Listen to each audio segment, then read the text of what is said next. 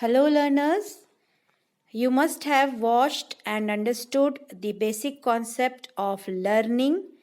अधिगम क्या होता है और आज इस वीडियो में हम जानेंगे कि अधिगम प्रक्रिया क्या होती है. So today we will try to understand what is the process of learning, how the learning actually occurs. So let us understand the process of learning. As you can see, or you must have understood in my previous video that learning is acquisition of new knowledge. यानी कि अधिगम जो होता है वो हम किस प्रकार से ज्ञानार्जन करते हैं उससे संबंधित होता है. मॉडिफिकेशन ऑफ ओल्ड नॉलेज यानी कि जो हमारा पूर्व ज्ञान होता है, जो पहले से हम जानते हैं, उसको हम चेंज भी कर सकते हैं, उसको बेहतर बना पाते हैं. And strengthening of purposeful knowledge यानी कि जो हमने जो भी ज्ञान, जो उद्देश्यपूर्ण ज्ञान अर्जित किया है, उसको हम और सुदृढ़ करते हैं और स्ट्रॉन्ग करते हैं और स्ट्रेंथन करते हैं. और we can say that a learning is taking advantage of maturity and previous knowledge यानी कि सीखना परिपक्वन तथा पूर्व अनुभवों से लाभ उठाने की प्रक्रिया है. लर्नर्स, यहाँ पर मैं थोड़ा आपको बताना चाहूँगी डिटेल में कि सीखना और मेच्योरिटी यानी कि परिपक्वन में क्या संबंध है. What is the relation between a learning and maturity. सबसे पहले ये जानिए लर्नर्स कि जो परिपक्वन होता है यह एक प्राकृतिक प्रक्रिया है. It is a natural process जो स्वयं होती है. So we can say that maturity is a natural process which happens naturally, अपने आप होती है और इसके लिए किसी भी बाह्य उत्तेजकों की आवश्यकता नहीं पड़ती. यानी कि we do not require any sort of external stimuli. Whereas on the other hand, learning does need external stimulus और इसके लिए यानी कि सीखने के लिए we need to practice, we need to try यानी कि ट्रायल बहुत ज़रूरी है, प्रयत्न बहुत ज़रूरी है. वहीं परिपक्वन के लिए, मैच्योरिटी के लिए कुछ भी ट्रायल करने की ज़रूरत नहीं है, ये स्वयं होता रहता है, खुद ही होता रहता है. वहीं अगर हम बात करें परिपक्वन के बारे में या मैच्योरिटी के बारे में, तो it is basis for any sort of development. Maturity is the basis of development. परिपक्वन विकास का मूल होता है और सभी रूपों में समान रूप से पाया जाता है. मतलब जैसे जैसे जैसे उम्र बढ़ती है, एज होती है, वैसे वैसे मैच्योरिटी बढ़ती है, अनलेस एंड अनटिल कोई मेंटल कंडीशन हो या फिजिकल कंडीशन हो. वहीं दूसरी ओर जो सीखने की योग्यता होती है वो कभी भी हर एक में एक जैसी नहीं पाई जाती. The learning or the ability or capability to learn is not similar or same in every individual. तो एक तो ये बात हो गई. और एक बहुत ही इम्पॉर्टेंट बात हो गई लर्निंग और मैच्योरिटी के रिलेशन में कि जो लर्निंग होती है it is the basis of maturity, where is जो परिपक्वन है या मैच्योरिटी है उसका आधार सीखना नहीं है. यानी कि मैच्योरिटी के लिए सीखने की ज़रूरत नहीं, वो अपने आप होती जाएगी. हो सकता है कोई बच्चा बहुत ज़्यादा मैच्योर हो जाए लेकिन लर्निंग कम हो. सो maturity is the basis for learning, but learning is not the basis of maturity. So I hope आपको ये समझ में आया होगा कि दोनों में क्या रिलेशन है लर्निंग और मैच्योरिटी में. अब आते हैं कि हिलगार्ड ने क्या कहा है. हिलगार्ड कहते हैं कि जो प्रक्रिया है अधिगम की वो किसी गतिविधि से शुरू होती है, किसी एक्टिविटी से या किसी क्रिया से शुरू होती है और वो बदल जाती है जैसे ही हमको कोई अन्य तरीके की परिस्थिति मिलती है. यानी कि परिस्थिति के अकॉर्डिंग हमारी एक्टिविटी जो बदलती है उसी को लर्निंग प्रोसेस या अधिगम प्रक्रिया कहते हैं. अब आपके सामने एक छोटा सा चार्ट टाइप का है जो आप देख पा रहे हैं, जो लर्निंग प्रोसेस हिलगार्ड ने दिया था. According to Hilgard the learning process begins when you face a situation. When you face that situation you learn about it. तो आपको सीखते हैं उस परिस्थिति का सामना करने पर, आपको उस परिस्थिति का ज्ञान होता है. Then according to that situation you give response, you give a response in the form of an activity. आप एक नई प्रतिक्रिया देते हैं और इस नई प्रतिक्रिया से आपके व्यवहार में परिवर्तन आता है, यानी कि परिवर्तित सामान्य बिहेवियर या व्यवहार देखने को मिलता है और उस चेंज इन बिहेवियर से ही आपका अधिगम प्राप्त होता है या अनुभव प्राप्त होता है या आप सीखते हैं. You learn from this change in behaviour, you experience the new knowledge. So it is just like problem solving. तो प्रॉब्लम सॉल्विंग में क्या होता है, समस्या समाधान में क्या होता है, आपके समक्ष एक समस्या आती है, उस समस्या में कई सारे व्यवधान होते हैं, कई सारे कठिनाइयाँ होती हैं, कई सारे बैरियर्स होते हैं और आप विभिन्न ट्रायल करते हैं, प्रयत्न करते हैं. कई सारे प्रयत्न करने पर, उन व्यवधानों से दूरी बनाने पर, उनको हटाने पर कार्य करते हैं, प्रयत्न करते हैं और फिर आपको कोई समाधान मिलता है. तो उस समस्या का आपको समाधान मिलता है और आप अपने उद्देश्यों की प्राप्ति करते हैं. So this is what the problem solving is, that you face a problem, you face a situation or a situational problem, you find many hurdles, many barriers in the course of solving it, and to solve a problem you do different trials, many trials, and after undergoing many trials you reach a solution, and with the help of that solution you are able to achieve your objectives or attain the objectives. Now we move on to what Dashiell said. Dashiell has almost similar thing to say about the learning process. As you can see the chart here, Dashiell started with need and necessity. यानी कि हमें किसी चीज़ की आवश्यकता है, हमें कुछ solve करने की आवश्यकता है, हमें किसी समस्या का समाधान करने की आवश्यकता है, हमारे पास कोई ऐसी परिस्थिति आ गई है, कोई सिचुएशन आ गई है जिसको हमको दूर करने की आवश्यकता है. तो उस आवश्यकता के आधार पर आप आगे बढ़ते हैं अधिगम के लिए और ये जो आवश्यकता है ये अभिप्रेरण का काम करती है. This necessity plays a role in motivating the person who is undergoing the learning process. और वो मोटिवेशन, अभिप्रेरण आपके उद्देश्यों की ओर ले जाता है, उद्देश्य प्राप्ति की ओर ले जाता है और आप उद्देश्य प्राप्ति के लिए कई सारी अनुक्रियाएं करते हैं, कई सारे प्रतिक्रियाएं करते हैं. You give various responses and these responses we try to find out which is the right response, which is the right solution, कौन सी सही प्रतिक्रिया है, कौन सी सही अनुक्रिया है और उस सही अनुक्रिया को हम रीइंफोर्स करते हैं, यानी कि सही अनुक्रिया का सबलीकरण होता है. And after reinforcing the correct और right response we practice it, we recapitulate it, हम उसकी पुनरावृत्ति करते हैं, यानी कि उस सही अनुक्रिया की, उस सही प्रतिक्रिया की पुनरावृत्ति करते हैं. और पुनरावृत्ति कब होती है, जब हम कोई नई समस्या की स्थिति में आ जाते हैं. When we are facing a new situation और we are facing a new problem, then we use these correct responses in the form of recap. तो इस तरह से हम पुनरावृत्ति करके तब हमको पता चल जाता है कि ये जो अनुक्रिया, जो सही अनुक्रिया है, प्रतिक्रिया है, ये बिल्कुल सटीक है और इसका हम सामान्यीकरण कर देते हैं, इसका हम जनरलाइजेशन कर देते हैं. That means this reaction, this activity, this response can be used in different situations and different problem solving areas. So इसलिए हम इसका जनरलाइजेशन कर देते हैं.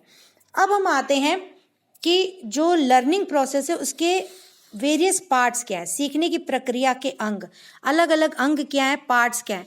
जैसे कि आप देख पा रहे हैं, मैं एक चार्ट बनाया हुआ है, तो इसमें जो पार्ट्स होते हैं बेसिकली वो साइकोलॉजिस्ट ने बताए हैं, निम्न पार्ट्स बताए हैं या अंग बताए हैं, और जो परस्पर मिलकर सीखने की प्रक्रिया को संपूर्णता प्रदान करते हैं.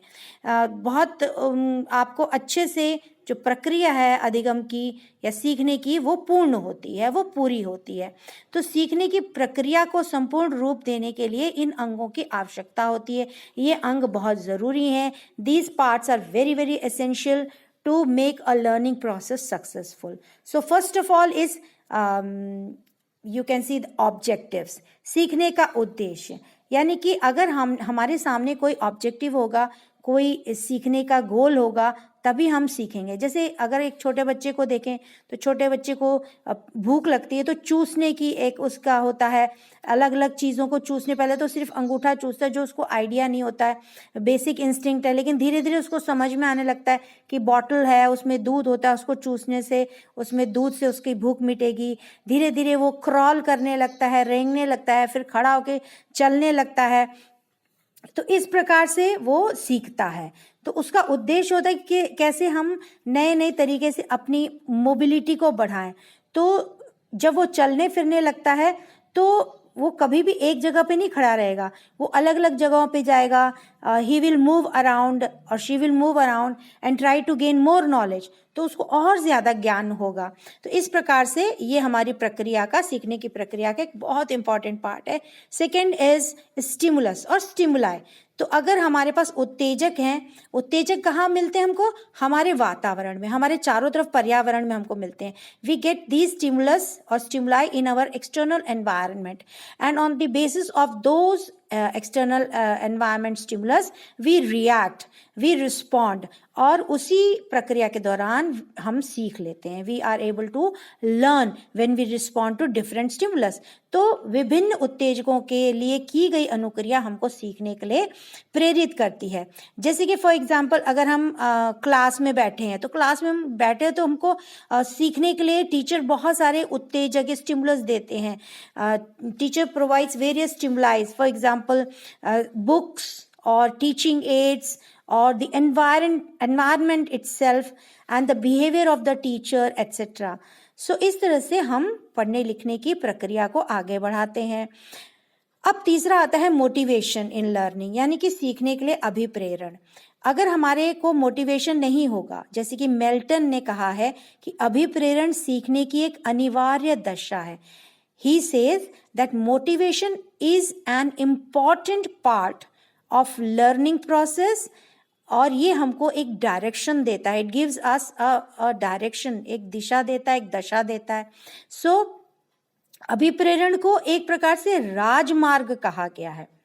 राजमार्ग, नोबल पाथ, जिसमें हम एक अपने अच्छे से गोल, अच्छे से लक्ष्य की ओर पहुंचते हैं। अगला आता है हमारा अवबोधन, अंडरस्टैंडिंग एंड परसेप्शन, यानी कि प्रत्यक्षीकरण। जब हम देखते हैं तो सीखते हैं, सीखने को हम पुनर्बलित करते हैं, जो हमने अभी आपको बताया, और प्रत्यक्षीकरण में हम उसको अपने हिसाब से परसीव करते हैं, उसको समझने की कोशिश करते हैं। इससे हमारा सीखना सरल हो जाता है और परिपक्वन होता है, यानी कि we learn it and we become more mature. So it is a very important and effective part of our learning process। यानी कि इसमें वो सारी क्रियाएं आती हैं, वो सारी चीज़ें इंक्लूडेड हैं जो सीखने वाले को बल देती हैं। यानी कि it motivates the child, it motivates the learner, it forces the learner to learn better and better। So इस तरह से reinforcement मदद करता है, perception मदद करता है। Then comes the इंटीग्रेशन, यानी कि प्रक्रिया का एकीकरण। ये एक आवश्यक साधनों, सामग्रियों, विधियों आदि का उचित संगठन करने से, उनके उचित संचालन से प्रक्रिया का एकीकरण संभव हो पाता है। जैसे कि अगर आपको पूर्व ज्ञान आपके पास है और आपको नवीन ज्ञान मिला, और दोनों में अगर एक संबंध स्थापित कर दिया जाए तो आप एकीकरण की ओर बढ़ते हैं और आप बेहतर सीखते हैं। Simple as that. Try to understand, learners. If you have previous knowledge of something and you get a new knowledge, and when you are able to relate those two knowledge, when you establish a relation between the previous knowledge and the new knowledge, then the learning process becomes more successful and effective. This is known as integration of the process. इस प्रकार से अध्यापक पाठ संकेत का निर्माण भी एकीकरण के एक रूप में कर सकते हैं। एंड द कोरिलेशन मेथड, सह संबंध की विधि, helps in integration of the process.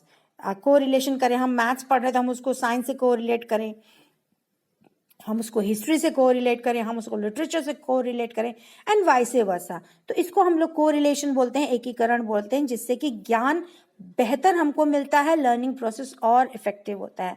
And last but not the least, cooperation between teachers and taught. It is very essential कि जो विद्यार्थी हैं और जो टीचर हैं उनके बीच में सहयोगी कार्य हो। इससे परस्पर सहयोग बना रहता है, तो सीखने की प्रक्रिया में एकीकरण आता है और मोटिवेशन होता है लर्निंग के लिए, स्टिमुलस अच्छा दिया जाता है। सीखने वाला यदि सीखने की कोशिश नहीं करता तो सिखाने वाले यानी टीचर का सारे एफर्ट्स बेकार हो जाते हैं। और टीचर अगर अच्छा पढ़ाने वाला ना हो और बच्चा बहुत सीखने को आतुर हो तो भी लर्निंग प्रोसेस बेकार हो जाता है। तो दोनों में कोऑपरेशन बहुत ज़रूरी, it is very very essential part of learning process. So I hope you must have understood what are the different parts of learning process. Now let us understand what are those factors which influence the learning process. यानी कि वो कारक जो सीखने की प्रक्रिया को प्रभावित करते हैं. तो इसको मैंने 5 कैटेगरी में विभाजित किया हुआ है. और ये 5 कैटेगरीज क्या क्या हैं? Student related, teacher related, curriculum related, environment related and miscellaneous. यानी कि शिक्षार्थी संबंधित या विद्यार्थी संबंधित, दूसरा है शिक्षक संबंधित, पाठ्यक्रम संबंधित, पर्यावरण या वातावरण संबंधित और अन्य. तो एक एक करके हम समझने की कोशिश करेंगे. पहले हम समझेंगे स्टूडेंट रिलेटेड कि जो विद्यार्थी संबंधित है, यानी कि इसके अंतर्गत आते हैं शारीरिक, मानसिक, सांवेगिक तथा सामाजिक परिपक्वता आती है. परिपक्वता को मैंने बहुत डिटेल में आपको समझा दिया कि मैच्योरिटी और लर्निंग प्रोसेस में क्या रिलेशन है. गिलफर्ड के अनुसार लड़कियां अपनी उम्र के लड़कों से जल्दी सीखती हैं. So that is the basic concept of maturity, because girls become mature earlier than boys. इसलिए शायद वो जल्दी सीखती हैं क्योंकि उनकी मैच्योरिटी जल्दी हो जाती है. तो इससे बहुत अंतर पड़ता है सेक्स से, एज से. छोटे बच्चे से बेहतर थोड़ा सा बड़ा बच्चा समझता है. सो इस तरह से ये स्टूडेंट रिलेटेड हो गया. और नेक्स्ट आता है आपका कि मानसिक और शारीरिक अवस्था कैसी है बच्चे की. बच्चे में जो शारीरिक अवस्था है, जल्दी थकावट तो नहीं होती है, कमज़ोर शारीरिक अवस्था तो नहीं है, मेंटली हेल्दी है कि नहीं, साउंड मेंटल हेल्थ है कि नहीं है. फिर मोटिवेशन, यानी कि intrinsic as well as extrinsic motivation is necessary. मतलब कि इसका मतलब है कि अंदर से भी आतुर है समझने के लिए, इंट्रिंसिक. एक्सट्रिंसिक मतलब उसके सामने लक्ष्य है या उसके सामने कोई आइडियल है, कोई प्रेरणा स्रोत है, कोई पुरस्कार मिला है उसको, उसके हिसाब से वो लर्न करता है. तो ये उसके लिए अभिप्रेरण का काम करता है, मोटिवेशन का काम करता है और लर्निंग प्रोसेस बेटर होता है. और उसके बाद आता है level of aspiration. Level of aspiration में यानी कि क्या उसका अभिलाषा का स्तर है, आकांक्षा का स्तर क्या है, what does he want to become in future, क्या सोच के रखा हुआ है. तो जितनी अच्छी अभिलाषा, उच्च अभिलाषा होगी, उतना ही आगे बढ़कर सीखने को वो मोटिवेट होगा. लेकिन कई बार क्या होता है कि हम बहुत ज़्यादा हाई लेवल ऑफ एस्पिरेशन रखते हैं, तो हमको फेलियर अगर मिलता है तो हम बोर हो जाते हैं या चिढ़ जाते हैं या हताशा हो जाती है, डिप्रेशन हो जाता है, फ्रस्ट्रेशन हो जाता है. तो जो लेवल ऑफ एस्पिरेशन होता है उसको भी सोच समझ के रखना चाहिए. And last is learning method. हम किस प्रकार से चीज़ों को सीखते हैं, कैसे हम याद करने की कोशिश करते हैं, कैसे समझने की कोशिश करते हैं, that is the learning method. Next is teacher related. Here the personality of the teacher, the knowledge skills of the teacher, how the teacher behaves with the students, and how does the teacher communicate with the student, how does he or she interacts with the student, how the content is communicated to the students, और उसकी क्या शिक्षण, क्या क्या विधियां हैं, what are those teaching methods and methodologies the teacher is using in the classroom. So ये सारी चीजें जो हैं वो लर्निंग प्रोसेस को अफेक्ट करती हैं, वो इन्फ्लुएंस करती हैं. यानी कि शिक्षक का व्यक्तित्व प्रभावशाली होना चाहिए, बहुत ही अच्छा व्यक्तित्व वाला होना चाहिए टीचर, और चरित्र अच्छा होना चाहिए, उसका कैरेक्टर कॉन्डक्ट अच्छा होना चाहिए. अगर हम कहें कि जो पर्सनालिटी है वो ड्रेसिंग सेंस से भी थोड़ा बहुत इंस्पायर्ड होती है, तो ड्रेसिंग सेंस अच्छा होना चाहिए, प्रेजेंटेशन अच्छा होना चाहिए, अपना जो कंटेंट पढ़ाने जा रहा है उसके बारे में पूरा ज्ञान होना चाहिए। उस कंटेंट को ज्ञान होना ही ज़रूरी नहीं है, उस कंटेंट को, उस विषय वस्तु को बच्चों तक पहुंचाना भी ज़रूरी है। और इसके लिए प्रभावी संरचना कला होनी चाहिए, बहुत अच्छे से वो संप्रेषण करना चाहिए, बच्चों के साथ अंतःक्रिया अच्छी होनी चाहिए, सरल ढंग से वो कंटेंट को पढ़ाए, और व्यवहार बहुत अच्छा होना चाहिए, और स्नेही होना चाहिए, संवेदन होना चाहिए, समर्थन होना चाहिए, उसके व्यवहार में सहानुभूति होनी चाहिए, सहयोग होना चाहिए, सहृदयता होनी चाहिए। Means the teacher should not be only a teacher who teaches, but he or she should be a philosopher, a guide, a friend, everything, so that the student can easily interact with his or her teacher. और जो विधियां होती है, शिक्षण विधियां होती हैं, प्रविधियां होती हैं, वो इस तरह की होनी चाहिए जो शिक्षण के कार्य को सरल बना सके, वो अच्छे से प्रेजेंट कर सके। तो ये हो गया टीचर रिलेटेड। अब हम आते हैं करिकुलम रिलेटेड, यानी कि पाठ्यक्रम संबंधित। सबसे पहले तो विषय वस्तु की प्रकृति क्या है, सारे अवयव प्रत्यक्ष एवं औपचारिक हो, विषय वस्तु का तर्क संगत प्रबंधन, यानी कि सरल से जटिल की ओर, स्थूल से सूक्ष्म की ओर। That means the nature of the content should be such that the student can easily understand it, easily grasp it. The organization of the subject matter should be such that it is from or it should follow the maxims of teaching, that is it should proceed from simple to complex, from concrete to abstract. So in this way the content should be related to the practical life, it should be utilitarian, it should be purposeful. उसमें कोई उद्देश्यपूर्ण होना चाहिए, जो हमारा content है, जो विषय वस्तु है, जीवन के परिप्रेक्ष्य से संबंधित होना चाहिए, उसका न्याय संगत प्रयोग होना चाहिए, उसका जीवन से संबंध होना चाहिए।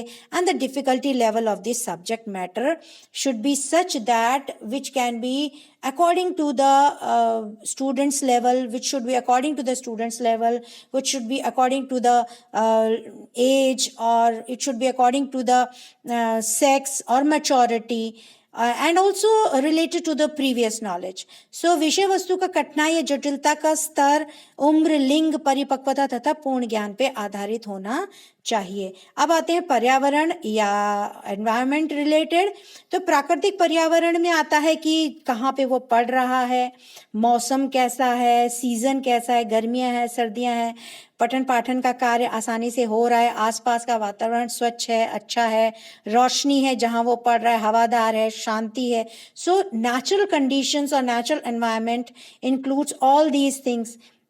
The place is healthy, the environment is healthy, clean, hygienic, there is ample light, air, and it is peaceful so that the child can learn properly.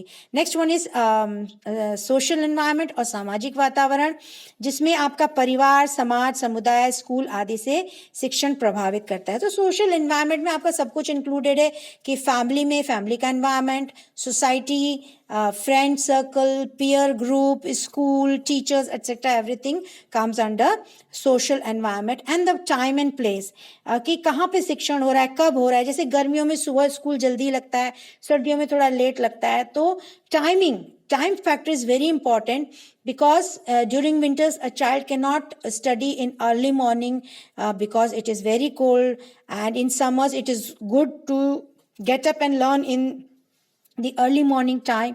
Similarly, the place which we have already discussed. Now we move on to the miscellaneous factors. अन्य जो कारक होते हैं इसमें बहुत सारे आते हैं, जैसे कि व्यक्ति को थकान या बीमारी, कई बार कुछ बच्चे जल्दी से थक जाते हैं, कुछ लोगों को कोई बीमारी होती है, या कोई किसी वजह से खान पान नहीं हो पाया, कोई उसको प्रॉब्लम है, सांवेगिक अवस्था चल रही है, कुछ दुख है उस समय, या कुछ संतुष्टि नहीं है, या खुश नहीं है, या कोई कुंठा से ग्रसित है, कोई टेंशन है, कोई तनाव है।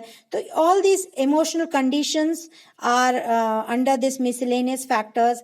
दूसरा इसमें आ जाता है कि सहायक सामग्री, जो शिक्षण सहायक सामग्री होती है, या जो तकनीकी है, या पाठ्य सहगामी क्रियाएं हैं, वो ढंग से यूज हुई हैं, नहीं यूज हुई हैं, कैसी यूज हो रही हैं, क्या शिक्षण कार्य को टीचिंग एड्स और टेक्नोलॉजी से इंटरेस्टिंग बनाया जा रहा है, नहीं बनाया जा रहा, रुचिपूर्ण बनाया जा रहा है, नहीं बनाया जा रहा।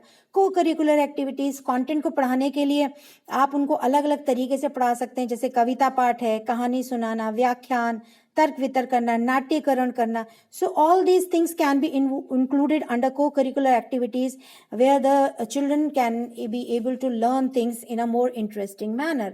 So I hope you must have understood, learners, what is the learning process, what are the different parts of process of learning, and how the process of learning is influenced by various factors.